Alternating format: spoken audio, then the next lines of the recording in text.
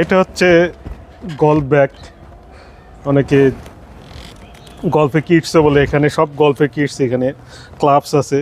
তো একটা ব্যাগে একজন গল্ফার সর্বোচ্চ 14 ক্লাবস রাখতে পারে। আমি একটু আস্তে আস্তে আপনাদেরকে পরিচয় করে দিব। এটা হচ্ছে ড্রাইভার, এটা টি টি অফ করতে হয়, এটা দিয়ে টি পয়েন্ট থেকে মারতে হয়। এরপর